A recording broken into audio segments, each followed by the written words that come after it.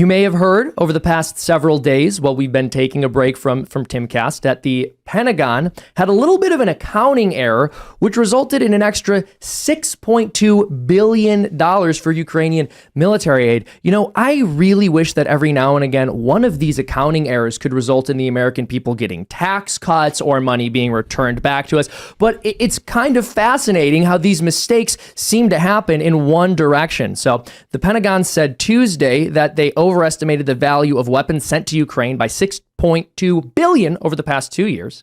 And I don't know, I'm sitting here thinking we can't afford not to spend an extra $6.2 billion on aid to Ukraine. And apparently they can't afford not to have it because we're still sending it over there. They still get to keep it. And there's absolutely no accountability. I mean, I can't imagine a strategy more foolish for determining how your national defense or even just expenditure is handled by putting it in the hands of people who pay absolutely no price for horrific mismanagement of those resources. Well, that's the theme of our era, is no accountability. Mm-hmm. And certainly no one in the federal government is ever held accountable for things that they're quite rationally expected to be accountable for. Mm-hmm.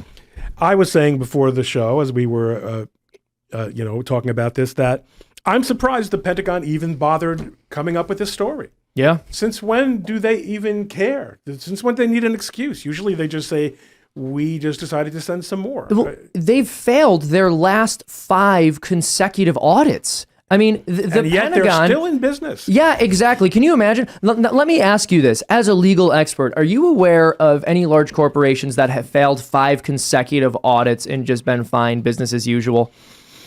Well, failing an audit is a funny concept. You know, I mean, when audits... There's that lawyer talk.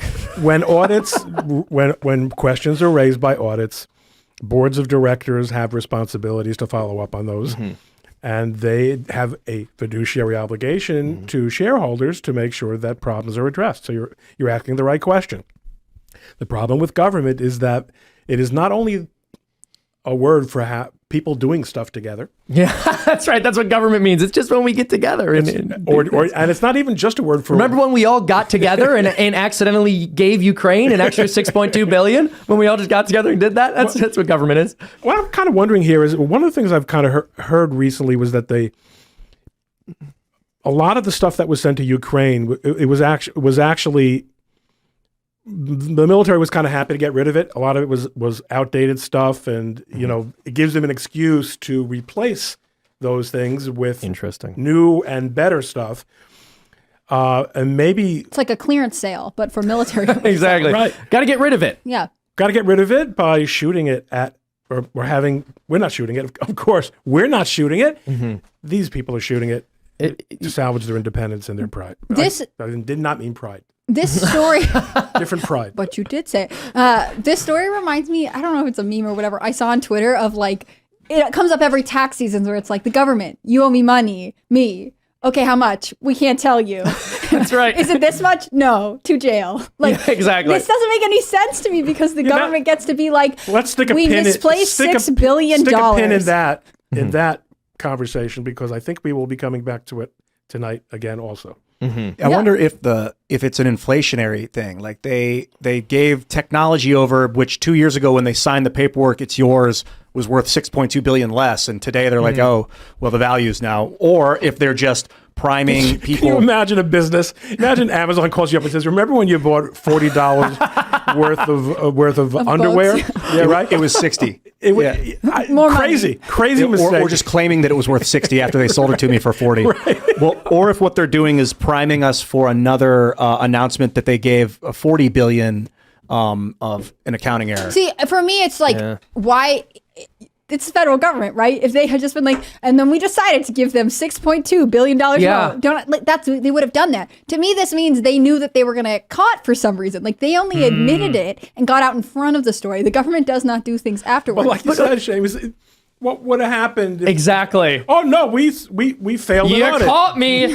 Let me see your wallet, sir. Like every single time. Like I said, they never pay any price. On being like, what are you going to do about it? Well, that's exactly what I was about to say. Sometimes I wonder if there's a little bit of rubbing people's faces in these kinds of situations. I almost wonder, and I know it's a bit conspiratorial, but if they come out and they admit these things because they just want to confirm that you're not going to do anything about it. There's not really going to be any backlash. Well, that's the FBI. That's the FBI. Yeah, we that whole secret court thing where you're supposed to trust us, and we that issues warrants and makes all types. We absolutely blew that. I don't know. We were drinking. I don't know what it was. It was someone made a dare.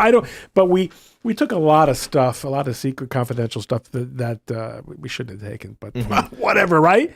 Well, the FBI has admitted to far more horrific stuff than that too. I mean, FBI and CIA, when you just look at the things that they've leaked, you go, I'm glad that they were transparent about this, but not to get too sidetracked, hearing about things like, MK Ultra or Project Northwoods, any of these things that were going on behind the scenes that if the American people had known about them at the time, they might have actually attempted some kind of coup. And then you go, well, they're telling us now, and they're also telling us that they would never do anything so horrible again. So I guess everyone's just kind of roll over and obey the regime.